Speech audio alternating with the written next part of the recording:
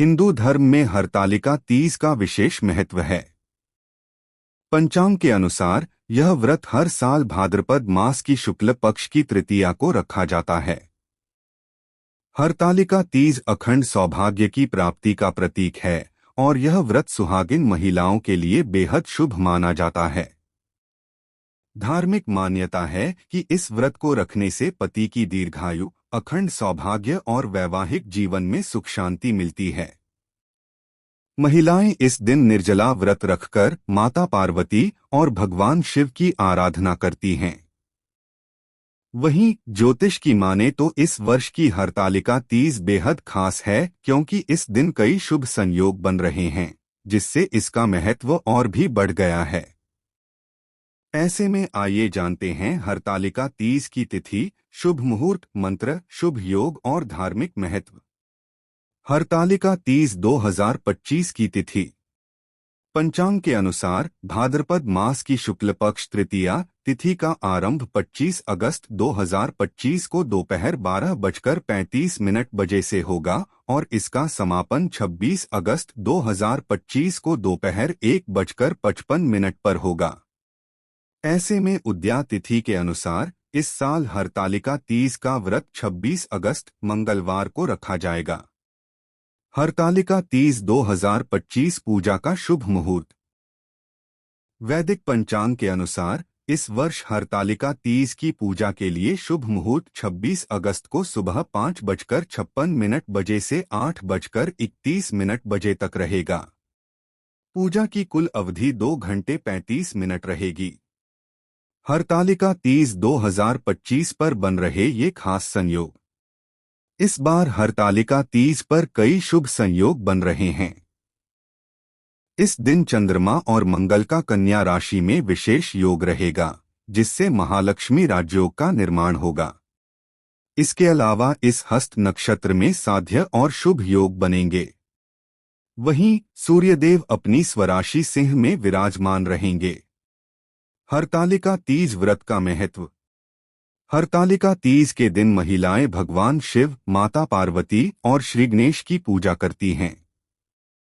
ऐसा माना जाता है कि इस दिन भगवान शिव और माता पार्वती की विधिवत पूजा करने से अखंड सौभाग्य और पति की लंबी आयु का वरदान प्राप्त होता है। वहीं माता पार्वती को 16 श्रृंगार अर्पित करने से देवी अत्यंत प्रसन्न होती हैं और साधक के वैवाहिक जीवन में सुख समृद्धि आता है। हरतालिका तीज पर करें पार्वती जी के इन मंत्रों का जाप। ओम पार्वत्यै नमः। ओम उमाये नमः। या देवी सर्वभूतेषु मां गौरी रूपेण संस्थिता। नमस्तस्यै नमस्तस्यै नमस्तस्यै नमो नमः। सिंदूरं शोभन रक्तं सौभाग्य सुखवर्धनम। शुभदं कामदं चैव सिंदूरं प्रतिगृह्यता। गण गौरी शंकरार्धांगी यथा त्वं शंकर प्रिया। मां कुरु कल्याणी कांत कांता सुदुर्लभां। एक बार भगवान शिव ने पार्वती जी को उनके पूर्व जन्म का स्मरण कराने के उद्देश्य से इस व्रत के महात्म्य की कथा कही थी।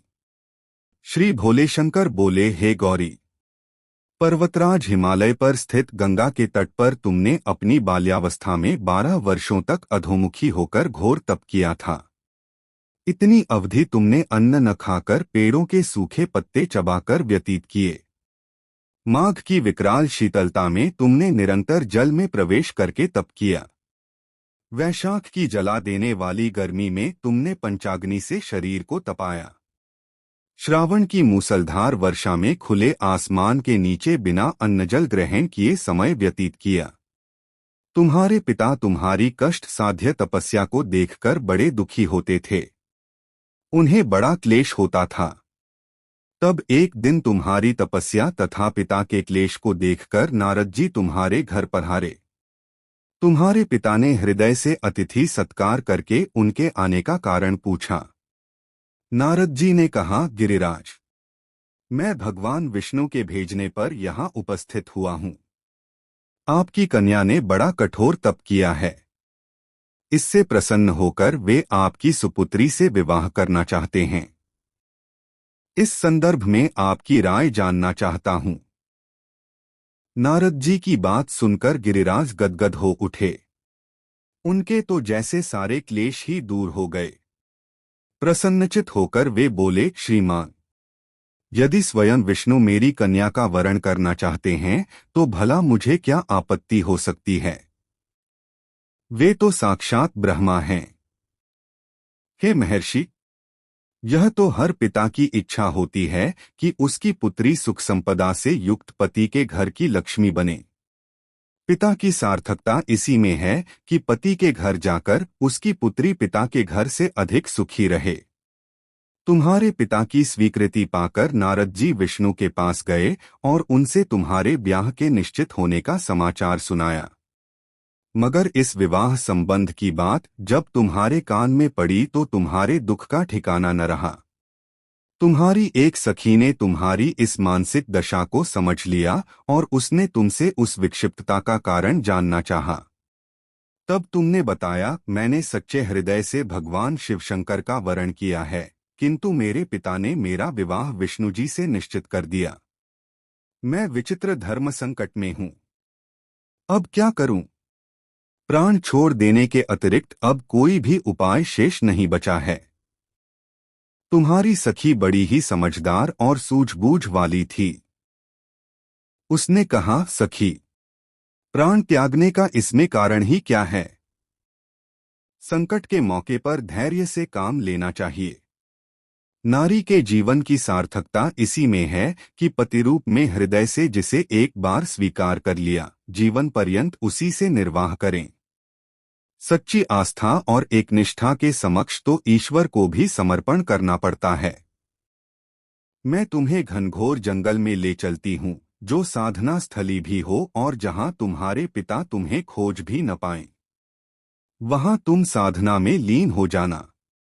मुझे विश्वास है कि ईश्वर अवश्य ही तुम्हारी सहायता करेंगे। तुमने ऐसा ही किया। तुम्हारे पिता तुम्हें घर पर न पाकर बड़े दुखी तथा चिंतित हुए। वे सोचने लगे कि तुम जाने कहाँ चली गई। मैं विष्णु जी से उसका विवाह करने का प्रण कर चुका हूँ।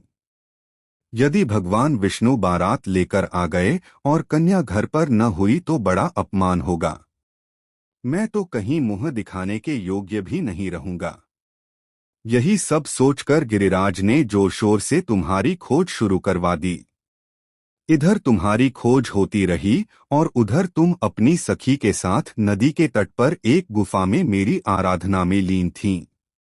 भाद्रपद शुक्ल तृतीया को हस्त नक्षत्र था। उस दिन तुमने रेत के शिवलिंग का निर्माण करके व्रत किया। रात भर मेरी स्तुति के गीत गाकर जागी। तुम्हारी इस कष्ट साध्य तपस्या के प्रभाव से मेरा आसन डोलने लगा। मेरी समाधि टूट गई। मैं तुरंत तुम्हारे समक्ष जा पहुंचा और तुम्हारी तपस्या से प्रसन्न होकर तुमसे वर मांगने के लिए कहा। तब अपनी तपस्या के फलस्वरूप मुझे अपने समक्ष पाकर तुमने कहा, मैं हृदय से आपको पति के रूप में वरण कर चुकी हूँ। यदि आप सचमुच मेरी तपस्या से प्रसन्न होकर आप यहाँ पधारे हैं तो मुझे अपनी अर्धांगिनी के रूप में स्वीकार कर लीजिए। तब मैं तथास्तु कहकर कैलाश पर्वत पर लौट आया। प्रातः होते ही तुमने पूजा की समस्त सामग्री को नदी में प्रवाहित करके अपनी सहेली सहित व्रत का पारणा किया। उसी समय अपने मित्र बंधु व दरबारियों सहित गिरिराज तुम्हें खोजते खोजते वहां आ पहुंचे और तुम्हारी इस कष्ट साध्य तपस्या का कारण तथा उद्देश्य पूछा। उस समय तुम्हारी दशा को देखकर गिरिराज अत्यधिक दुखी हुए और पीड़ा के कारण उनकी आंखों में आंसू उमड़ आए थे। तुमने उनके आंसू पोंछते हुए विनम्र स्वर में कहा, पिताजी, मैंने अपने जीवन का अधिकांश समय कठोर तपस्या में बिताया है। मेरी इस तपस्या का उद्देश्य केवल यही था कि मैं महादेव को पति के रूप में पाना चाहती थी। आज मैं अपनी तपस्या की कसौटी पर खरी उतर चुकी हूँ। आप क्योंकि विष्णु जी से मेरा विवाह करने का निर्णय ले चुके थे, इसलिए मैं अपने आराध्य की खोज में घर छोड़कर चली आई। अब मैं आपके साथ इसी शर्त पर घर जाऊंगी कि आप मेरा विवाह विष्णु जी से न करके महादेव जी से करेंगे। गिरिराज मान गए और तुम्हें घर ले गए। कुछ समय के पश्चात शास्त्रोक्त विधि विधान पूर्वक उन्होंने हम दोनों को विवाह सूत्र में बांध दिया। हे पार्वती, भाद्रपद की शुक्ल तृतीया को तुमने मेरी आराधना करके जो व्रत किया था, उसी के फलस्वरूप मेरा तुमसे विवाह हो सका। इसका महत्व यह है कि मैं इस व्रत को करने वाली कुनारियों को मनोवांछित फल देता हूँ। इसलिए सौभाग्य की इच्छा करने वाली प्रत्येक युवती को यह व्रत पूरी एकनिष्ठा तथा आस्था से करना चाहिए। तो दोस्तों, इसी तरह का और भी धार्मिक स्टोरी सुनने के लिए हमारे चैनल को सब्सक्राइब करें और कमेंट्स में हर हर महादेव अवश्य लिखें।